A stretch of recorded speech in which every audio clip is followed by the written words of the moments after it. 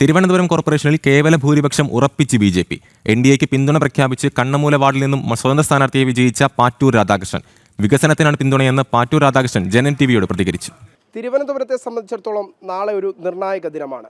തിരുവനന്തപുരം കോർപ്പറേഷനിൽ ഇനി ആരാണ് മേയറാകുക എന്ന നിർണായക ഘട്ടത്തിലേക്കുള്ള തിരഞ്ഞെടുപ്പിലേക്ക് നാളെ കടക്കുകയാണ്. BJPയെ സംബന്ധിച്ചിടത്തോളം 50 സീറ്റ്, LDF 29, UDF 19, 2 സ്വതന്ത്രന്മാർ. സ്വതന്ത്രന്മാരുടെ പിന്തുണ ആർക്കാണ് എന്നതാണ് പ്രധാന ചോദ്യം. നമ്മോടൊപ്പം ഇപ്പോൾ പാറ്റൂർ രാധാകൃഷ്ണൻ കൂടി ചേരുകയാണ്, കണ്ണമ്മൂലയിലെ സ്വതന്ത്ര സ്ഥാനാർത്ഥി. BJPക്ക് ഒരു പൂർണ്ണ പിന്തുണ നൽകാനുള്ള തീരുമാനത്തിലേക്കാണോ കടക്കുന്നത്? അല്ലല്ല, ഞാൻ ഏതെങ്കിലും മുന്നണിക്കോ പാർട്ടിക്കോ പൂർണ്ണ പിന്തുണ കൊടുത്ത് നിലപാടെടുക്കുക എന്നുള്ളതല്ല. എൻ്റെ വാർഡിൻ്റെ വികസന കാര്യത്തിൽ തിരഞ്ഞെടുക്കപ്പെട്ട അന്ന് മുതൽ ഞാൻ പറയുന്ന കുറേയേറെ കാര്യങ്ങളുണ്ട്. വാർഡിൻ്റെ വികസനത്തിന് വേണ്ടി അവിടെയുള്ള വിവിധ സംഘടനകളുമായും നാട്ടുകാരുമായും റെസിഡൻസ് അസോസിയേഷനുകളുമായും ഒക്കെ ചർച്ച ചെയ്ത് തയ്യാറാക്കിയ ഗ്രീൻ ഫ്ലോ കണ്ണമ്മൂല എന്നുള്ള വികസന പത്രിക 3 മുന്നണി സംവിധാനത്തിനും അതിൻ്റെ ലീഡർഷിപ്പിനെ നേരിട്ട് കണ്ടു കൊടുത്തു. 2 മുന്നണി സംവിധാനങ്ങളും അതിനോട് പ്രതികരിച്ചില്ല. വളരെ സന്തോഷത്തോടെ സ്നേഹത്തോടെ സ്വീകരിച്ചു. പ്രതികരിക്കാത്തത് അവർ തുടക്കത്തിലൊരു ഭരണ രംഗത്തേക്ക് വരാൻ സാധ്യതയില്ല എന്ന് കണ്ടുകൊണ്ടായിരിക്കാം.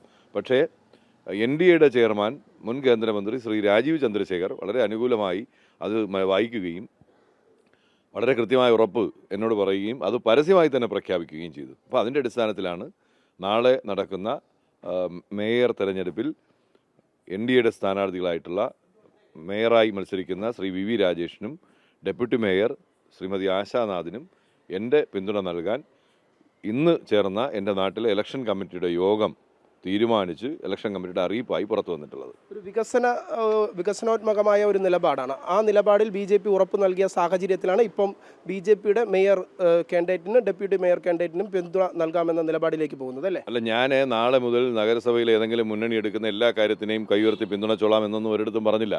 ഞാൻ പറഞ്ഞത് കഴിഞ്ഞ കുറേ ദിവസങ്ങളായി എൻ്റെ നാട്ടിൽ നടന്ന ചില മീറ്റിങ്ങുകൾ, ചില യോഗങ്ങൾ, കഴിഞ്ഞ ദിവസം നടന്ന ഒരു ജനസഭ, ഏതാണ്ട് 400ഓളം പേർ പങ്കെടുത്ത് തിരുവനന്തപുരത്ത് ഇലക്ഷൻ കഴിഞ്ഞിട്ട് 101 വാർഡിൽ ഒരു വാർഡിലും അങ്ങനെ ഒരു മീറ്റിംഗ്, ഒരു യോഗം നടന്നു കാണില്ല.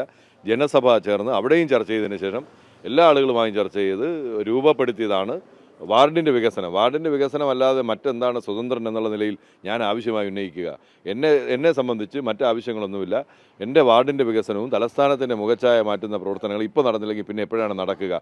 അപ്പോൾ ഞാൻ വാർഡിൻ്റെ കാര്യത്തിൽ തയ്യാറാക്കിയ കുറേയേറെ കാര്യങ്ങൾ അത് പരിപൂർണമായി നടപ്പിലാക്കി തരാം എന്നൊരു സംവിധാനം പറഞ്ഞാൽ ഞാൻ അവരോടൊപ്പം അല്ലേ നിൽക്കേണ്ടത്? പുറംതിരിഞ്ഞ് നിന്നിട്ട് എന്ത് കാര്യം?